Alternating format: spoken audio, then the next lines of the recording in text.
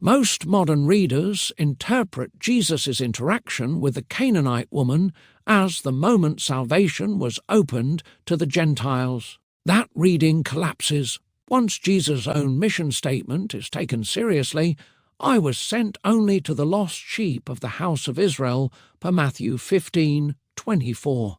As scholar E.P. Sanders notes, Jesus' mission was to Israel. He did not consciously undertake a mission to Gentile source, Jesus and Judaism, page 206. If Jesus meant what he said, and the Gospels give no indication that he did not, then the entire episode, including the identity of the dogs, must be read within an Israelite covenant framework rather than a universal one imposed later. When Matthew identifies the woman as a Canaanite, the designation functions rhetorically rather than biologically. By the 1st century, Canaanite was not a living ethnic category, but an archaic enemy label. As W. D. Davies and Dale C. Allison Jr. observe, the term Canaanite is deliberately archaic.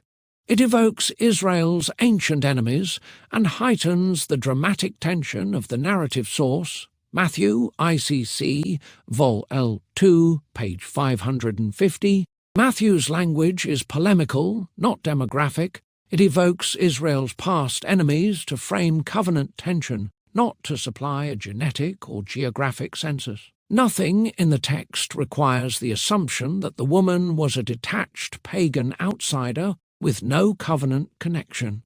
This is reinforced by the historical setting. Second Temple historians emphasize that Tyre and Sidon were ethnically and religiously mixed regions with long-standing Israelite and Israel-associated populations. Jonathan Reed confirms that the archaeological record shows Jewish settlement and religious influence extending well beyond Judea into Phoenicia, source, archaeology, and the Galilean Jesus, page 47. In such a context, the presence of Israelites, diaspora Israelites, proselytes, and God-fearers in the Tyre-Sidon region is not speculative, but historically plausible, making a purely pagan reading unnecessary. Jesus frames the exchange entirely in covenantal terms.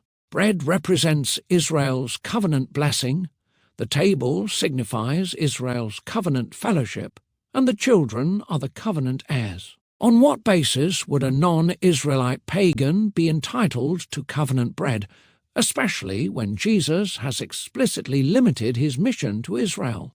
The narrative itself points to the simplest explanation. The woman belongs to Israel's covenant world, but occupies a marginalized position within it. The dog's imagery reinforces this reading. Jesus uses the diminutive kunarion, little dogs or household dogs, which signals household hierarchy rather than racial exclusion. Scholar Craig S. Keener explains, the diminutive term suggests household dogs rather than wild scavengers, indicating status within a household rather than absolute exclusion source. Commentary on Matthew, page 411.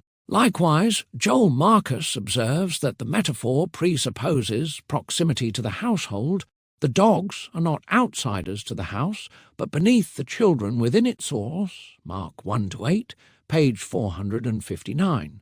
This aligns with the biblical pattern in which dogs functions as covenantal language for those within Israel who are corrupt, unfaithful, or marginalized. See Isaiah 56:10-11, Psalm 22:16, 20, and Philippians 3:2. Jesus is not redefining humanity, he is invoking Israel's own covenant hierarchy. The woman's response confirms this framework. She does not challenge Israel's priority or claim equal standing. She accepts the covenant order, "Yes, Lord," and appeals to mercy within it. Even the dogs eat the crumbs. Her posture affirms Israel as the children and herself as one on the margins, trusting that covenant mercy reaches even there, precisely the faith Jesus commends. What follows, then, is not the inauguration of universal salvation, but a prophetic sign. Her healing anticipates the imminent restoration of Israel's scattered and despised people, diaspora Israelites, Samaritans, Galileans, proselytes, and God-fearers, those regarded as afar off within Israel's own world per Acts 2:39. Jesus does not abandon his stated mission. The tension of the passage lies entirely within Israel's covenant story.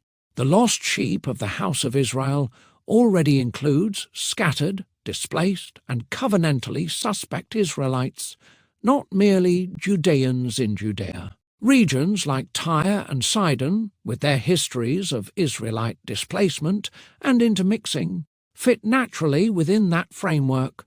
The woman's language further reinforces her covenantal proximity. Her address to Jesus as Lord, Son of David, presupposes familiarity with Israel's messianic hopes and the Davidic covenant.